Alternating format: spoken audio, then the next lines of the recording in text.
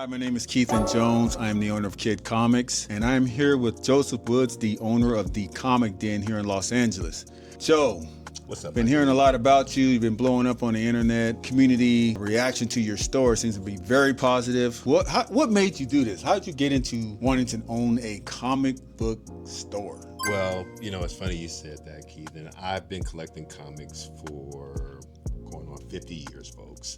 And Wow. my love and passion for comics have stayed with me throughout my career, throughout my teenage life and challenges. And after I had a son, I decided to challenge myself and live my dreams so I can inspire my son to live by his dreams. So I stepped out on faith. I opened up this store, and by the good grace of God, we've been doing this well. So far, so good. Awesome. That's what I've been hearing, and that's what I've been seeing. So, word is you're going to make an appearance at the Black Comics Day Comic Con. You know it, man. You know it. That show takes place in San Diego, February 14th through the 15th, and you're going to have basically a pop-up store there. Yes. And you're also going to be on a special panel called "What is Afrofuturism?" Yes. Now, I'm not going to get into all of that because that's what the panel's for.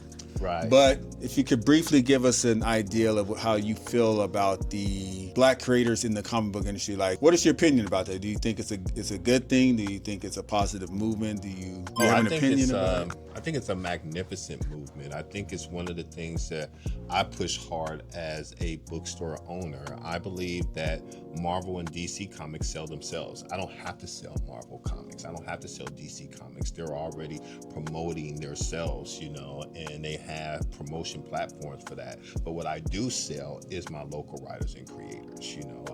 Awesome.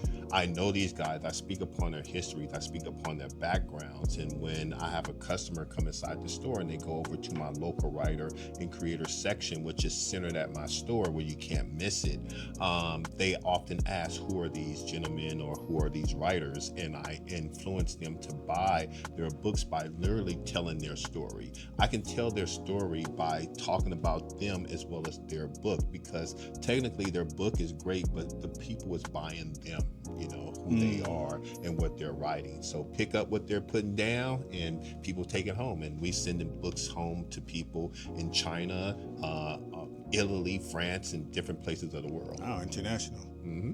Okay, awesome. Speaking of being inspired and influenced, what were some of your favorite comics when you were a child and when you were getting into this whole world? What were some of your favorite comic books? Honestly, some of my favorite comics were like, X-Men. I love X-Men, I love Jungle Action, Black Panther, grew up around a lot of Batman books. And what really changed my vision towards comics was reading a lot of Chris Claremont, John Byrne stuff, digging deep into the stories that Frank Miller was doing when he did the Daredevil Wolverine stuff. And then what really changed my mind about reading deeper into books was reading the Watchmen by Alan Moore.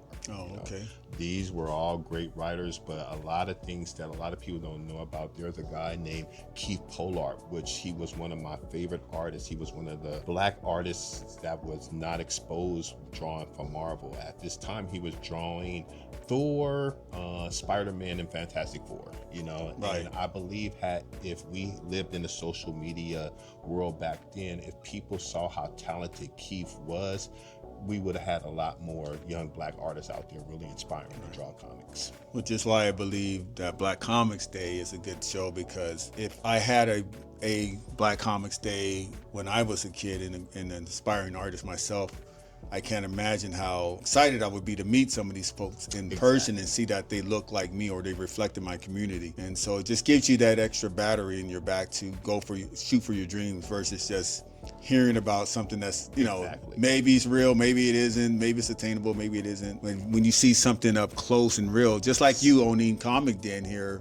it's aspirational for someone who may want to own the store themselves. Exactly. Because let's be honest, you represent a community that's not highly visible in these spaces. That's true. So to see you doing this and being successful at it is very inspiring. And it's not just Black kids, it could be Asian kids, white kids, Hispanic kids can come in here and see what you're doing and be like, yeah, I think I can achieve my goal because I see it in front of me. And that's the goal. We want to, my goal ultimately is to influence, inspire, encourage a new generation of writers, artists, collectors, and readers. If you want to become a bookstore owner, that's beautiful too. I'll help you guys out with that as well. But what is the most powerfulest thing that we can tap into is our creativity. Think about people like Steven Spielberg, George Lucas. Those guys are eating well off of their ideas. I often think about what George Lucas did with Star Wars. Those created characters are legacy. The creator of Dragon Ball Z just passed away almost a year ago. Right. And look at the legacy they're leaving behind. We need to influence our future writers and creators that they are capable of doing the same thing. I mean, there's legends in the making right now while they're creating stuff right now, but let's keep that genre going and going and going, like the Energizer Bunny. Boom, boom, boom, boom, Finally, I'm gonna ask a little kind of a fun question. What was a moment in comics that will never leave you? For me, for instance, to give you an example, for me, I'll never forget the time I was reading Daredevil when Frank Miller was writing it and drawing it, and you turn the page and you see Elektra get murdered by Bullseye. An unexpected event, and it stunned me, and it became the talk of between me and my comic book collecting friends. What's a moment in comics history for you that always sticks with you? A funny question is that, because this was one of my Mount Rushmore characters, and a lot of people challenge me as to why this person. This is my time to explain that. Okay, when I was about 11, 12 years old, my grandfather and my uncle drove us out to Houston, Texas. Back in these days, you can go into a grocery store and they would have a comic book spinner rack. So I'm walking up to the comic book spinner rack, and there's literally a Frank Miller Wolverine #1 limited series, and how he got the claw and he's pointing at you. And this book is literally pointing at me, telling me, come here, buy this book. So I asked my grandfather to buy me the book. So when I open up the first page, you see Wolverine fighting with a bear, and he chops the bear off. Now, I'm a kid. I'm blown away. This is Frank Miller. I'm like, oh, man, this is so dope. Like, you know what I'm saying? So I read the whole book there. I read the book while we're in our hotel room in Texas, and I read the book back. And to me, that's why I made Wolverine one of my Mount Rushmore characters, because it had not been for that book, I probably wouldn't be as crazy about comic books as I am right now. Okay, so that left a tattoo on your brain. Oh yeah, definitely. I mean, plus it goes down in history. My grandfather bought me that book, and he wanted me to have that book after I begged him half to death for it. But he did get it for me, and it just, that one book left an imprint. Yeah, that was a good series. I remember that series, and I remember that scene. Yeah, he chopped the bear's arm off. Yeah. And I was like, whoa, this is a comic book? I'm like, oh man, So that was the book that did it for me though. Awesome. Yeah, I think Chris Claremont wrote it and Frank Miller drew it. No, I think it was Frank Miller who wrote it. Are you sure? I think it was Chris Claremont. Because Chris Claremont was doing X-Men at the time. Right. So I think the two of them... I know it was Miller's art though. Yeah, it was definitely Miller's art, but I think the two of them collaborated.